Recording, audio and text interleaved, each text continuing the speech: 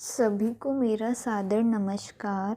मेरा नाम तान्या मावी है। मैं कक्षा 12वीं की छात्रा हूँ।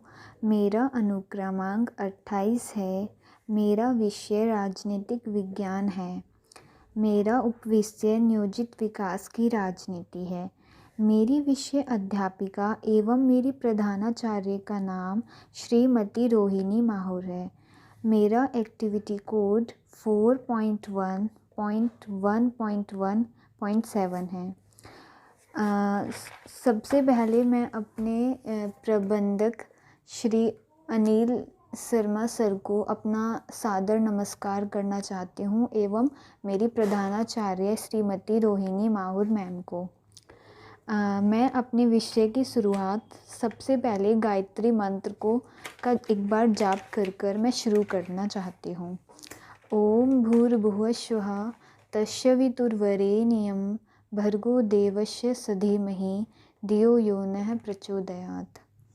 इसका अर्थ है सृष्टिकर्ता प्रकाशमान परमात्मा के तेज का हम ध्यान करते हैं। परमात्मा का वह तेज हमारी बुद्धि को सही मार्ग की ओर चलने के लिए प्रेरित करता है। अब मैं अपने विषय नियोजित विकास की राजनीति का अध्ययन करती हूँ। सबसे पहले नियोजन का अर्थ है क्या? नियोजन से अभिप्राय किसी कार्य को व्यवस्थित ढंग से करने के लिए तैयारी है। कुछ विशेष उद्देश्यों की प्राप्ति के लिए विधि निर्धारण करना ही नियोजन कहलाता है। अब हम बात करते हैं योजना आयोग। योजना आयोग क्या है? भारत के आज़ाद होते ही योजना आयोग अस्तित्व में आया। प्रधानमंत्री इसके अध्यक्ष बने, यानी कि पंडित जवाहरलाल नेहरू जी। भारत अपने विकास के लिए कौन सा रास्ता और रणनीति अपनाएगा, यह फैसला करने में इस संस्था ने केंद्रीय और सबसे प्रभावशाली भूमिका निभाई। अब हम बात करते हैं कि योजना आयोग की कार्यविधि क्या थी। सोवियत संघ की तरह भारत के योजना आयोग ने भी पंचवर्षीय योजनाओं का विकल्प चुना। अब हम बात करते हैं कि पंचवर्षीय योजनाएं क्या थी। सबसे पहले पंचवर्षीय योजना से ही हमें पता चलता है कि इसमें 5 योजनाओं को अपनाया गया था। प्रथम पंचवर्षीय योजना, यह योजना 1951 से 1956 तक की थी। इसमें ज़्यादा जोर कृषि क्षेत्र पर था। इसी योजना के अंतर्गत बांध और सिंचाई के क्षेत्र में निवेश किया गया। अब हम बात करते हैं दूसरी पंचवर्षीय योजना की। दूसरी पंचवर्षीय योजना में भारी उद्योगों के विकास पर जोर दिया गया। सरकार ने देसी उद्योगों को संरक्षण देने के लिए भारी आयात शुल्क लगा दिए। इस योजना से निजी और सार्वजनिक क्षेत्र के उद्योगों को आगे बढ़ाने में मदद मिली।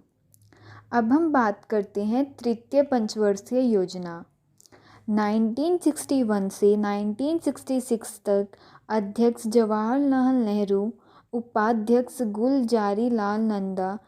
तृतीय योजना ने अपना लक्ष्य आत्मनिर्भर एवं स्वयं स्फूर्ति अर्थव्यवस्था की स्थापना करना रखा। अब हम बात करते हैं चौथी अर्थव्यवस्था की। 1969 से 1974 तक अध्यक्ष इंदिरा गांधी। आत्मनिर्भरता के लक्ष्य की प्राप्ति के लिए आयात प्रतिस्थापक को अधिक महत्व दिया गया। अब हम बात करते हैं पांचवी पंचवर्षीय योजना की। गरीबी उन्मूलन, न्याय को बढ़ावा और रोजगार को प्रोत्साहन देने पर इस योजना में अधिक महत्व दिया गया। वर्ष 1978 में मोरारजी देसाई सरकार ने इस योजना को खारिज किया था। अब हम बात करते हैं कि आर्थिक नियोजन का उद्देश्य क्या था। उत्पादन को अधिकतम मात्रा तक बढ़ाना और जनता के रहन सहन के स्तर को ऊंचा उठाना था। इसी प्रकार अब हम बात करते हैं कि हरित क्रांति क्या थी।